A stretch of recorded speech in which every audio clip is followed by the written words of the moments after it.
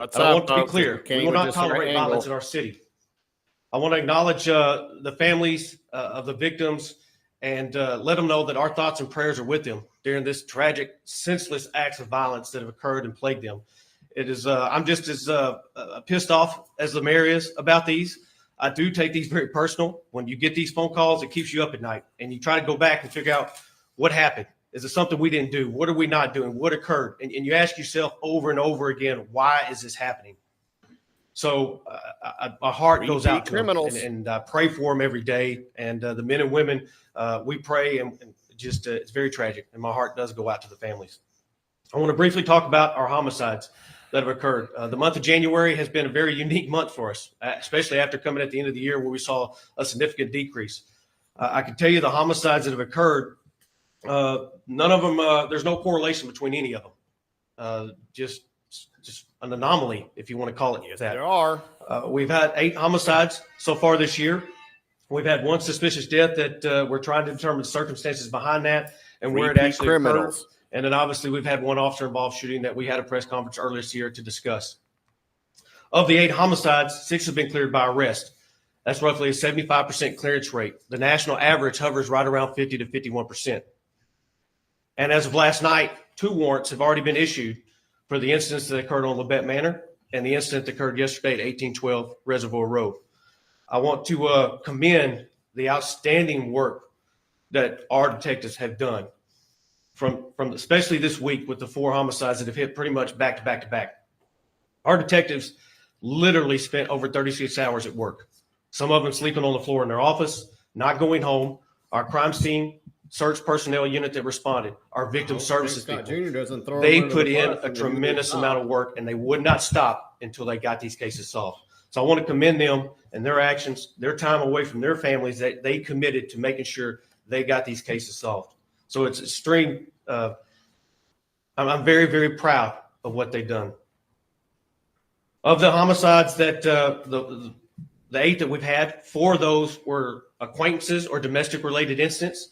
4 of them, there was no known relationship between the victim and the suspect, and they appeared to be very isolated. When we break it down to the city, 4 of them occurred in the northwest area, 2 in the southwest corridor, and then 2 in the 12th Street corridor. We know behind every statistic, there's a victim, a family, and a community left shaken. Gun violence is not just a police issue. It is a community issue. Gun violence. So a lot of the questions that get asked, It's a stupid what is the police comment. doing to address these matters? So I'm here to tell you what we're doing and what we're going to continue to do. 1, we're going to do targeted enforcement. Kind of what we've been doing, but we're going to amp that up. We're going to use our data to tell us where we need to go, where our bad actors are, and how we're going to go about addressing those issues that are plaguing areas of our community. We're going to partner with our federal, state, and local other agencies to identify those bad actors and get them off the streets. We're going to build those relationships even more with the prosecutor's office and the U.S. Attorney's office. And those cases that can be taken to the federal level, we will pursue all angles to make sure that happens. Our violent crime gun unit and enhanced investigations. Those increasing, we will increase those efforts to trace firearms and remove illegal guns from the circulation. And our detectives are going to work around the clock to make sure we're solving those crimes when they occur. Community engagement and public cooperation. I want to stress that we cannot do this alone. This is solely not a police matter. Everybody has a role in public safety. We need the eyes, ears, and support of the community. Our department has strengthened relationships and partnerships with local organizations, faith-based groups, and neighborhood leaders to encourage open dialogue and cooperation. If you see something, say something. We have anonymous tip lines through our app, various ways for people to make contact with us and tell us what's going on. We encourage you to share that information. We also encourage our residents, our business leaders, please become part of the Eyes on the Rock initiative with our Real-Time Crime Center. It is making a difference. Lastly, which I think is very, very important, because we've seen an uptick in youth violence, youth and prevention programs. We continue to push our youth programs, our Save Our Sons program, GEMS program, Explorers, cadet programs. But it's just as important that the community supports outreach programs and steers young people away from violence and crime. By working together with schools, community centers, and mentoring organizations, We can provide positive alternatives to gangs or illegal activity. Public safety, like I mentioned earlier, is a shared responsibility. We need the entire community, residents, businesses, faith-based leaders, and elected officials to stand with us.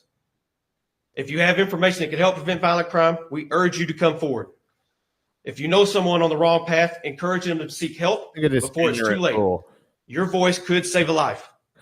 You can't. We are committed to making our city safer. Black folks. We will not rest until violence is brought under control. Take their toys away. At this time, I want to say thank you. Stay safe, and let's continue working together for a stronger and safer Little Rock. And I'll open the floor to a few questions. Illegal guns, you ignorant.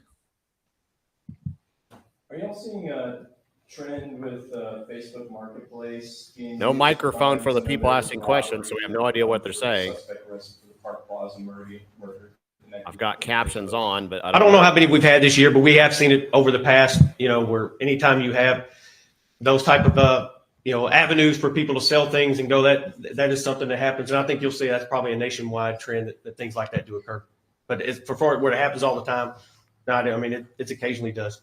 Park Plaza said that they're connected to your real-time crime centers. Yes, sir. Where people online were asking why it took so long to say this was an attempted robbery. Just like anything else, we want to make sure we get all the information, allow the investigators to do their work. So we make sure we're putting the accurate information out there. As well as I do, anytime an incident occurs, so many people flood the news media room, they flood social media with all kinds of information out there. So for us as an agency, I think it's very important that we put the right message out at the right time to make sure the correct information is given to the local media outlets as well as on social media. So it's like trying to chase a boulder down a hill. When these incidents occur, we're chasing that boulder, trying to get in front of it, and it's sometimes difficult to do. Yes, ma'am. Could you talk just a little bit more about your targeted enforcement areas? It's a city run by Democrats. That is the major problem. Enforcement at Park Plaza or where it's and there's no nice or pretty way to say it. What we do is we're a data-driven agency. We have crime analysts that analyze our calls for services throughout the week, where violent crime is occurring based on trends. And then we work very closely with our detective division and our special investigations division to target those locations. And we rely on our community leaders as well to tell us what's going on in their neighborhoods, what they're seeing. And then we use our enforcement to engage in those activities to effectively and efficiently use resources to address crime that's affecting quality of life issues. I know everybody wants to make a big deal out of Park Plaza. Yes, it's a big mall. It's a big area. It's unfortunate. It's had events that have taken place there. But the mall has protective measures that they have in place. It's just a very unfortunate that occurred at that location. We work very closely with Park Plaza. We are providing directed patrols up there now to do that. And we've been in meetings and discussions with them on how we can help them improve their methods and things that we can do to assist them and make our community feel safe out there.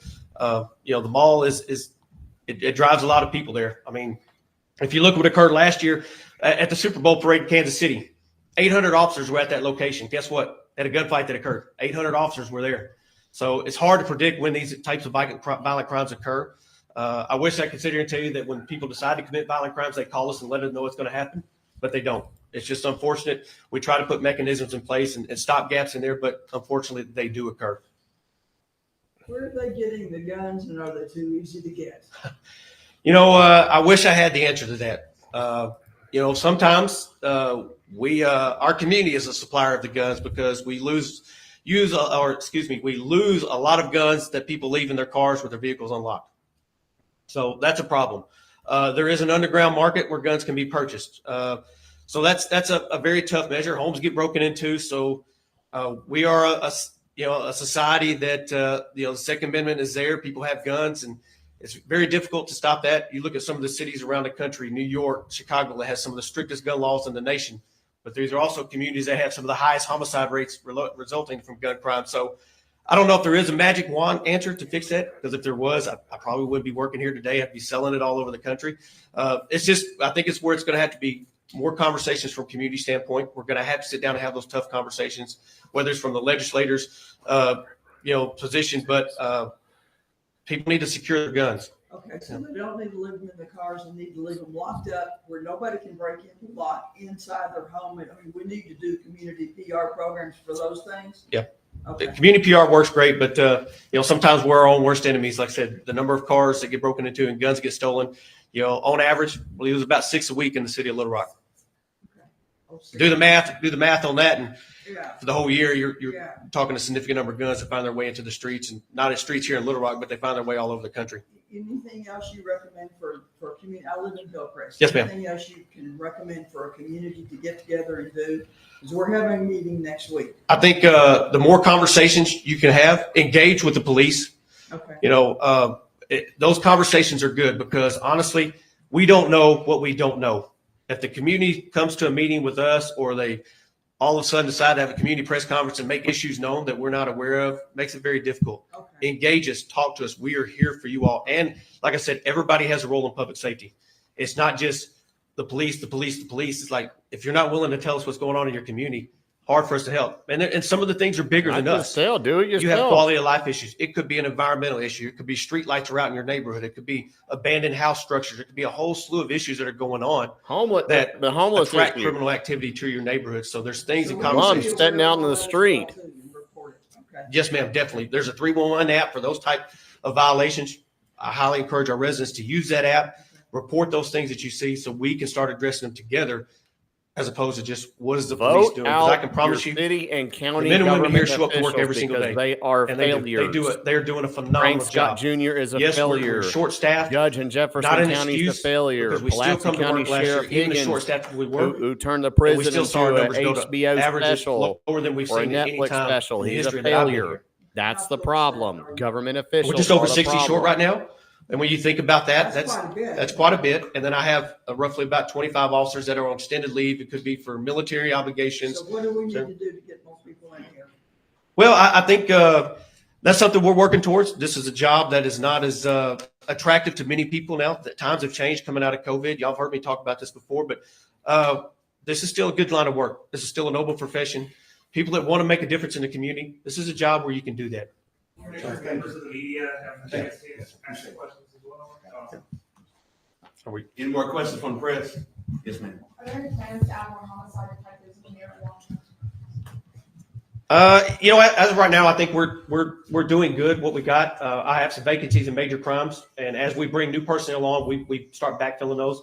Not only them, but I'm going to end up adding some people to our community resource officers, which formerly COP. We're going to put some officers back in the neighborhood. We just recently did that with 12th Street. Here in a couple of weeks, we'll see some added to the Southwest Division as well as the Northwest Division. So as we get people on, we can start filling some of those positions. But unfortunately, as you run staff, you got to find out where your priorities are, and sometimes that does. Why don't Frank Scott Jr. donate some of his security There was an uptick in detail? crime. So are there any plans to expand on any of the outreach programs that LRPD is doing? First and foremost, LRPD does a phenomenal job with their youth programming with their sons and their GEMS program. The city of Little Rock in itself has a community programs division and the Office of Neighborhood Safety that spends about $5.5 million each year. Actually, this coming Tuesday, we have about $1 million in contracts that are going towards prevention, intervention, and youth programming. Here's what I'll say.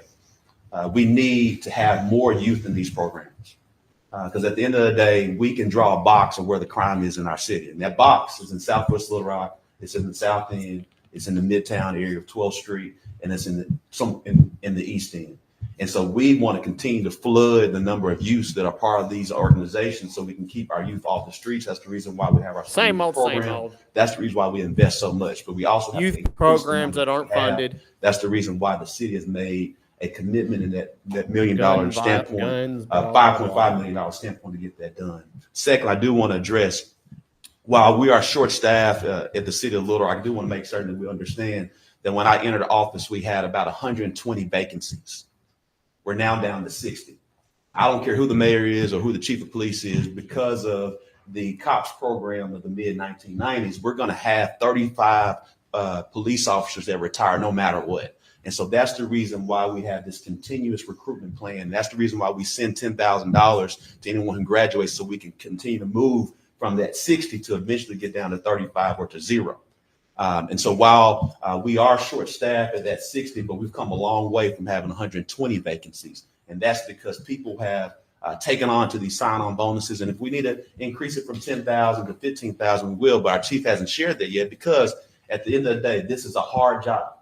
the men and women of Little Rock Police Department putting their life on the line. And everybody's not signing up to do that. And so we want to encourage anyone who wants to become a police officer, please take a part in our recruitment plan process. They We have a won't do it. $10,000 Bradley sign-on Blackshire bonus as well. shooting.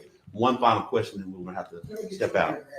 I see a lot of information or statements that's being made on social media where, and I know you might not want to address it, but it's not like a tit and tat that thing, but a lot of people tend to blame either you or the chief or some city officials for the crimes that have happened within our community. And I personally address that as much as I possibly can to say that the crime, I feel, belongs to the individuals who are committing the crimes. What's your statement to those that feel like that they want to say it's the mayor's fault or it's the chief's fault or they're not doing this or they're not doing that? Well, I'll say this, as the elected mayor of the city and as the appointed chief of police of the city, this is what we signed up for. We signed up for the credit. We signed up for the criticism. It's my job to make certain that every resident, whether they live in College Station or Chenal, feels safe and that they are safe. And so what we have to continue to address, the numbers show that crime is down, but we still have a feeling problem.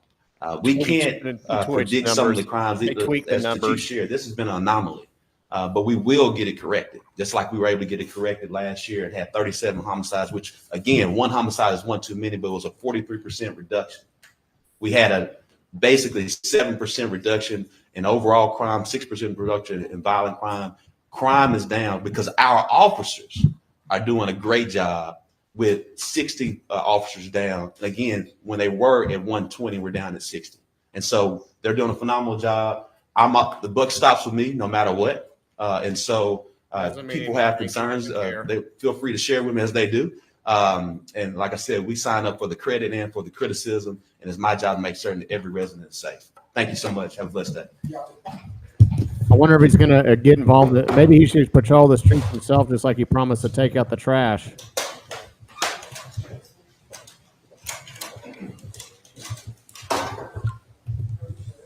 That's it. That's it, folks. That's the. Here, I'm going to show you. I'm going to show you something else. This is from my Keep Arkansas Legal YouTube page of why cops aren't going here. This is from the Bradley Blackshire shooting. This was 5 years ago. And at that point, audio can be heard. Hands. Here we go. Okay, he's units. I got him at gunpoint. Roll the window down. Roll the window down. Traffic for Young 61. All right, get out. Get out. Get out. I'll explain to you in a second. Get out. Get out of the car. Get out of the car. Dude, get out of the car. Get out of the car. He's refusing to get out of the car. Dude, get out of the car. Get out of the car. Get out of the car. Get out of the car, dude.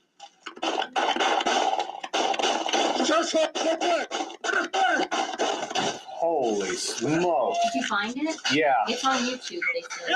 Yeah, I'm watching it. I just saw it. Hands up! Put your hands up! I need you to say anything. Wow.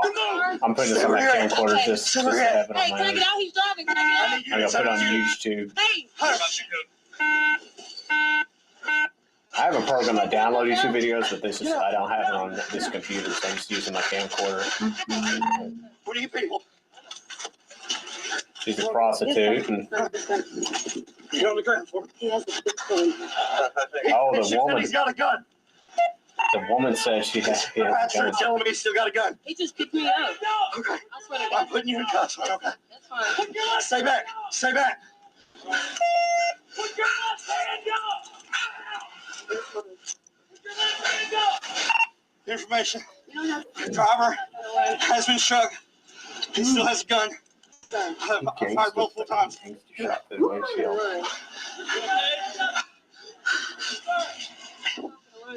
know. I just got out of there. We're about to. Hey, if you can keep them back for me, we got a lot of people coming. Now everybody's coming. You hit my knee. Sir. This is Bradley, what was his name? anything on you? No, sir. Okay, say no for me. Can you grab my jacket? Driver's seat, I shot. I shot. I'll tell you why this is good for you. Get in. Because of the way the car was parked, you really don't see anything. Well, yeah, So, folks, that was the Bradley Blackshire shooting from 5 years ago. And sadly, Mayor Frank Scott Jr. attacked the police officer that did that, even though it was clearly a justified shooting. That's one of the main reasons why you have crime in Little Rock, because the criminals know that they can get away with a lot. And they also know that even if they do get caught, they get to be on the Netflix special, Pulaski County Jail with Sheriff Higgins. They don't care. They know that these Democrat-run cities are havens for criminals.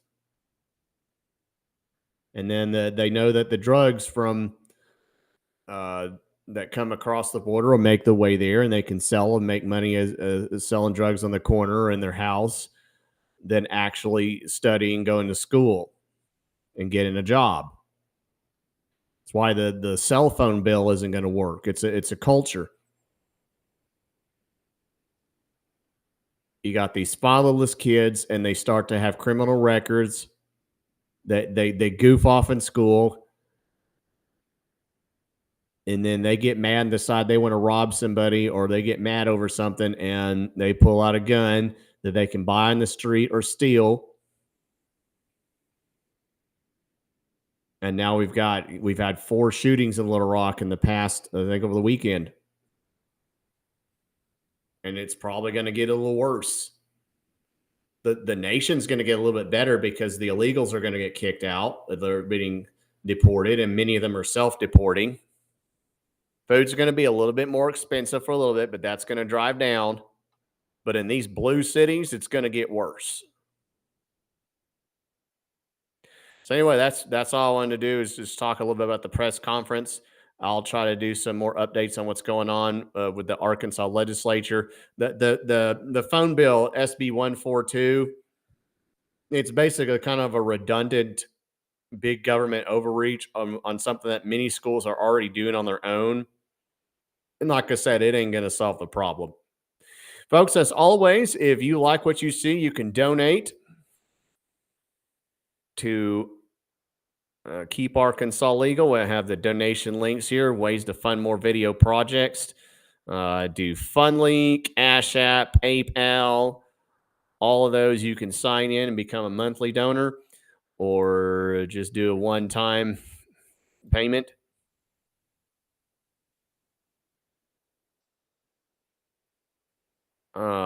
And then tomorrow, KRN News Radio from 12 to 3, Steve Finnegan's going to go into a little more details about this, among other issues.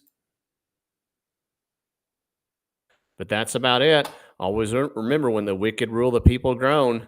And in Little Rock, that's happening now, just like in Jefferson County, same issue. A bunch of Democrats are running this place, and they don't know how to run it. And they're either crooks or incompetent or both. That's where we're at. Find a way to get involved.